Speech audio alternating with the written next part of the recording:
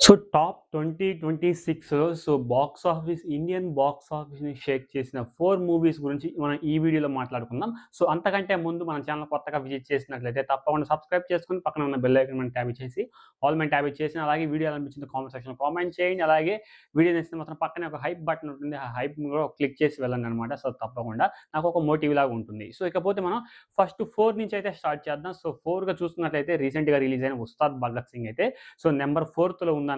So అది అక్షరాల 70.80 కోట్ల గ్రాస్‌నైతే కలెక్ట్ చేసిందనమాట. సో ఎందుకంటే కొన్ని రీజన్స్ వల్ల దాన్ని ఎక్కువ ప్రమోషన్స్ చేయకపోవడం, అలాగే 4 ఇయర్స్ నుంచి స్టార్ట్ చేసిన తర్వాత దాన్ని ఇప్పుడు రిలీజ్ చేసి ఏది ప్రాబ్లమ్స్ వల్ల మూవీని రిలీజ్ చేయకపోవడం వల్ల 'మైత్రి మూవీ మేకర్స్' వాళ్ళకైతే అబ్సల్యూట్‌లీ లాస్ అయితే వచ్చిందనమాట. వాళ్ళు 150 కోట్ల బడ్జెట్‌ని పెట్టి తీసిన మూవీ దాదాపుగా 70 కోట్ల కలెక్షన్స్‌ని 109 కోట్ల గ్రాస్‌నైతే కలెక్ట్ చేసిన మూవీని చాలా అంటే చాలా తక్కువలో సో అంటే ఎక్కువ మొత్తంలో లాస్ అవ్వలేదు.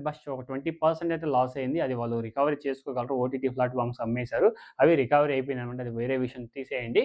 నంబర్ 4థ్ ప్లేస్‌లో ఉంది మాత్రం 'ఉస్తాద్ భగత్ సింగ్' అని చెప్పుకోవాలి. పవన్ కళ్యాణ్ గారి కెరియర్‌లో 2026 ఇంత అంటే మూవీకి సంబంధించిన విషయానికొస్తే హిట్ టాక్ అనే వచ్చింది కానీ కలెక్షన్స్ అయితే వెరీ లోగా వచ్చాయన్నమాట.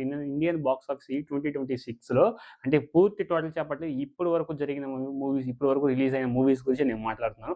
ఇంకా 2026 కంప్లీట్ అవ్వలేదని మీ కింద కామెంట్స్‌లో నన్నైతే ఏసుకోకండి అనమాట. ఇకపోతే నంబర్ 3లో ఉంది 'మనశంకర వరప్రసాద్' మూవీ అనమాట. మెగాస్టార్ చిరంజీవి గారు నటించిన ఈ మూవీ దాదాపుగా 102 కోట్ల దగ్గరకొచ్చేసి ఆగిపోయిందనమాట. గ్రాస్ వచ్చేసి 130 కోట్లు. కలెక్షన్స్ విషయానికొస్తే మాత్రం 80.18 కోట్లయితే వచ్చిందనమాట. మూడవ స్థానంలో 'మనశంకర వరప్రసాద్' మూవీ అనమాట. చాలా ఎంటర్‌టైనెంట్‌గా చాలా మంచి టాక్ వచ్చినా కానీ చాలా అంటే చాలా బిఫోర్, ఆఫ్టర్ అని చూసుకోవచ్చు. చాలా బాగుంది. ఫన్ ఎంటర్‌టైన్‌మెంట్‌గా చాలా బాగా క్లిక్ అయింది గానీ అనిల్ రావిపూడి గారి డైరెక్షన్‌లో వచ్చిన ఈ మూవీ చాలా అంటే చాలా బాగుంది. నాకు చాలా బాగా నచ్చింది. కలెక్షన్స్ పరంగా ఇండియన్ బాక్స్ ఆఫీస్ దగ్గర అంటే ఇండియన్ టోటల్ బాక్స్ ఆఫీస్ దగ్గర 80.18 కోట్ల గ్రాస్‌నైతే కలెక్ట్ చేసి నంబర్ 3లో నిలిచిందనమాట. ఇకపోతే నంబర్ 2లో ఏదుందంటే 'the Raja Saab'. Rebel star Prabhas గారు నటించిన 'రాజా సాబ్' మూవీ అయితే అంతగా అలరించలేదు కానీ కలెక్షన్స్ సునామీ అయితే కురిసిందనమాట.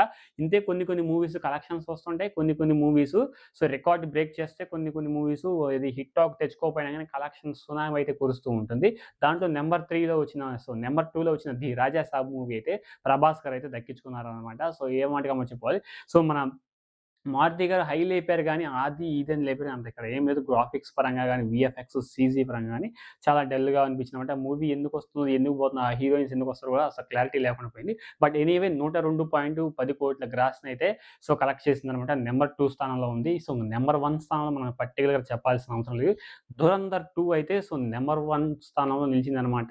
'Triple R', 'Baahubali', 'non Baahubali' records అన్నిటిని కూడా బ్రేక్ చేసి పడేసి దాదాపుగా 210 కోట్ల గ్రాస్‌ని సో, ఇండియన్ బాక్స్ ఆఫీస్‌కి రుచి చూపించి నంబర్ 1 స్థానంలో నిలిచిందనమాట. 'మనశంకర వరప్రసాద్' అలాగే సారీ మన 'triple R', 'non Baahubali' records అన్నీ బ్రేక్ చేసి నంబర్ 1 స్థానంలో నిలిచింది 'ధురంధర్ 2' అని చెప్పుకోవాలి. దాదాపుగా 200 కోట్ల గ్రాస్‌నైతే కలెక్ట్ చేసిందనమాట. నాకైతే చాలా బాగా నచ్చిందనమాట. ఇది ఫ్రెండ్స్ ఈ 4 మూవీస్‌లో మీకే మూవీ నచ్చిందో కింద కామెంట్ సెక్షన్‌లో కామెంట్ చేయండి. అలాగే ఈ టాప్ 1లో ఉందా లేదా అని కూడా కింద కామెంట్ సెక్షన్‌లో కామెంట్ చేయండి. వీడియో నచ్చితే లైక్ చేయండి. మరొక కొత్త వీడియోతో మళ్ళీ కలుద్దాం. నెక్స్ట్ వీడియోలో కలుద్దాం. Until then thank you.